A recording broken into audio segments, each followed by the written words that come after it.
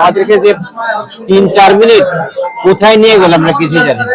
মানে আমরা আছি ভালো আছে। আপনাকে পেয়ে আসলে আমাদের খুবই ভালো লাগলো। Thank you. আপনি যাদেরকে দেখছেন কেউ কেউ দেখা গেছে অনেকগুলো দেশ ট্রাভেল করেছে, আবার কেউ সামনে ট্রাভেল করবে। আমি নিজেও ট্রাভেল করেছি। এখানে যারা দেখতে পাচ্ছেন প্রত্যেকটা মানুষই চায় যে নীল আকাশে সে উঠতে, যেটা আমরা বিমানে। তো সেই বিমানটা নিয়ে আসলে আপনার এত বছরের অভিজ্ঞতা, আপনার অলরেডি চুল পেকে গেছে, দ্যাট মিন্স আপনার হিউজ এক্সপেরিয়েন্স। তো এখানে আপনার কত বছরের এক্সপেরিয়েন্স যদি একটু বলেন। আসসালামু আলাইকুম দর্শকদের, আমি ক্যাপ্টেন আব্দুল্লাহ অলরেডি বলছেন উনি। আমার প্রায় 30 বছর হয়ে গেছে এখানে আমি এভিয়েশনে এয়ারক্রাফট চালাচ্ছি। আমি প্রাথমিকভাবে বিমান বাংলাদেশ এয়ারলাইন্সে ছিলাম, সেখানে এটিপি, F-28, এয়ারবাস, আর সবচেয়ে বেশি চালাইছিল DC-1030। DC-1030টা আপনারা সবাই যারা জানেন। সেখান থেকে আমি আসি হচ্ছে ইউএস বাংলা এয়ারলাইন্স, তারপরে আসি নবু, তারপরে হচ্ছে হ্যালো এয়ার, তারপরে আমি কিছুদিন ইন্ডিয়ার ইন্ডিগোতে সিনিয়র ক্যাপ্টেন ছিলাম, তারপরে ইউএস বাংলা এয়ারলাইন্সে প্রায় 4 বছর ছিলাম, তারপরে আমি আসি ফ্লাই ঢাকা এয়ারলাইন্সে। এই মোটামুটি আমার এক্সপিরিয়েন্স আর কি। তো এই যে আপনি এত বছর ধরে বিমান চালিয়েছেন, এরকম কোন অভিজ্ঞতা মানে যেটা আপনার কাছে অনেক বেশি স্মরণীয়, এরকম একটা অভিজ্ঞতা যদি আমাদের সাথে শেয়ার করেন। একটা নয়, পাইলটের জীবনে অনেকেই মানে মৃত্যু মুখে পড়ে প্রায় অনেকবারই। আমি জীবনে এরকম 5 থেকে 6 বার মানে মৃত্যুর কাছাকাছি পড়ছি, কাছাকাছি ঘর থেকে আসছি। তার মধ্যে একটা হলো যে একটা ডোমেস্টিক ফ্লাইট ছিল ইউএস বাংলা এয়ারলাইন্সের, তো সেটাতে কোন জায়গা থেকে কোন জায়গা? সৈয়দপুর থেকে আমি ঢাকা আসতেছিলাম। সন্ধ্যার পরে, এটা রোজার সময় ছিল, তো ইফতারির পরে সবাই ব্যস্ত, কিন্তু ওয়েদার খারাপ হয়ে যাচ্ছিল। ওয়েদার গুলো যখন চারিদিকে ঘিরে ধরে তখন আমরা যেতে পারি না। ওয়েদার রান্নার দিকে চারিদিকে আসতেছে, আমরা ডিলে করতেছি। তো এক পর্যায়ে দেখলাম কিছুটা ফাঁকা। আমি টাওয়ারকে বললাম যে আমি যদি যেতে পারি যাবো, তা নাহলে ফেরত আসবো। হ্যাঁ, তো উনি বললো যান।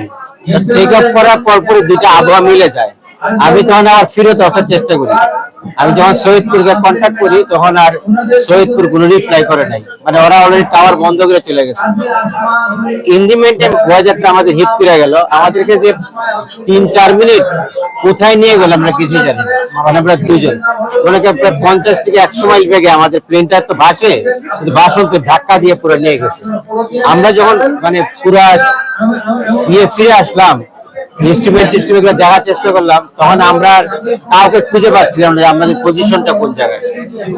আর বিদ্যুৎ চমকানোর জন্য সব ইনস্ট্রুমেন্ট গুলো আসতেছিল না। হঠাৎ একটা ইমার্জেন্সি ফ্রিকোয়েন্সিতে আসলো আমাদের অবস্থান জানতে। তখন আমরা বললাম যে আমরা এই মুহূর্তে বলতে পারতেছি না। তখন বলে তোমার স্কোয়াপ চেঞ্জ করতে, মানে স্কোয়াপ হলে আপনাকে আইডেন্টিফাই করতে পারবে। তোরা আইডেন্টিফাই করতে আমরা মেঘালয়ের পাহাড়ের কাছাকাছি গেছি। হ্যাঁ, আমরা ওই পাহাড়টা ছিল 12,000 ফিট, আমাদেরকে গজা বাড়ি দিয়ে 7,000 ফিটে নামাইছে। এবং আর একটু ধাক্কা দিলে ওই পাহাড়ে আমাদের শেষ হয়ে যেত। ভুটভুটে অন্ধকার, কিছুই বুঝতেছিলাম না। তখন আমরা ওই মেঘালয়কে ওদেরকে বইলা গাইড করে আমরা সিলেটে আসি। সিলেট থেকে যখন ঢাকার সঙ্গে যোগাযোগ করে, ওরা মনে করছিল আমরা শেষ। মানে আপনার সৈয়দপুরে ছিলেন? হ্যাঁ, সৈয়দপুর থেকে ইন্ডিয়া মেঘালয় চলে গেছে। মানে এটা তো অনেক দূর, অনেক দূর। এবং হচ্ছে এমন একটা জায়গায় পৌঁছাইছেন আসলে ঢাকা হয়তো ভাবছে যে আপনারা শেষ। এটা কত বছর আগের? এটা প্রায় মানে 2000, এটা ছিল 2020 সালে, বেশি দিন না, 6 বছর আগে। আচ্ছা, এটা আপনার জীবনের একটা স্মরণীয়। তো এই যে আপনি এই পেশার মধ্যে আসছেন, আমাদের তো ছোটবেলা অনেক ইচ্ছা থাকে আমরা রচনা লিখি যে আমরা বড় হয়ে একজন সমাজসেবক হব, একজন ব্যবসায়ী হব, একজন ডাক্তার হব। আপনার ছোটবেলার থেকে আসলে ইচ্ছাটা এই? না, আমার পাইলট হওয়ার ছেলেবেলা ছিল না। আমি বেশিরভাগই ইঞ্জিনিয়ারিং ঘাটাঘাটি করতাম। ওই আগে একটা তার দিয়ে ওই টেলিফোন বানাইতাম, তারপর রেডিও বানাইতাম, এগুলা। তো বিয়ের পরে আমার ওয়াইফ বললো যে ফ্লাইং এ যেতে, কিন্তু ওরই অনুপ্রেরণা ছিল এবং ওর অনুপ্রেরণাতে ফ্লাইং এ শিখছে। পরে দেখলাম যে না, পেশাটা বেশ মজাদার, চমৎকার।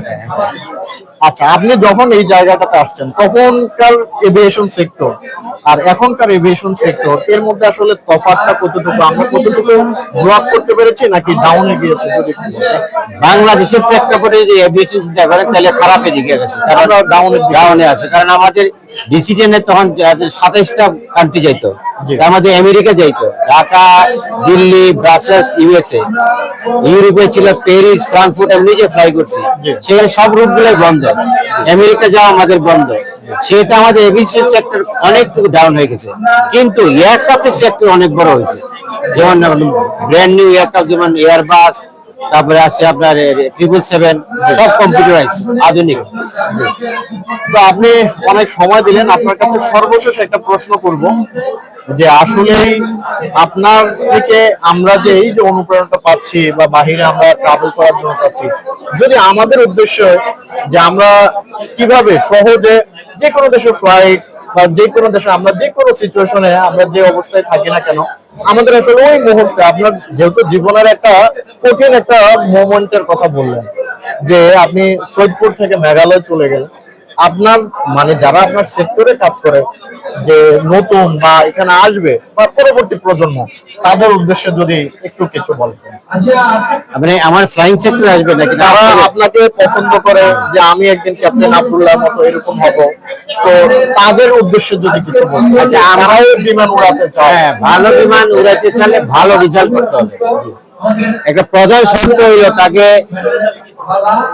সায়েন্সে পড়তে হবে, পড়াশোনার বিকল্প না বিকল্প নয়। প্রথমে আজে বাজে চিন্তা বাদ দিয়ে পাইলট হওয়ার চিন্তা বাদ দিয়ে হ্যাঁ পাইলট হবো, তারপর তার জন্য করতে হবে যে সায়েন্সে পড়তে হবে, এসএসসি, এইচএসসি, জিপিএ 5 খুব ভালো রেজাল্ট করতে হবে, শরীরটাকে সুস্থ রাখতে হবে, অনেকক্ষণ মোবাইল টিপা যাবে না, ক্রিয়েটিভ চিন্তা করতে হবে।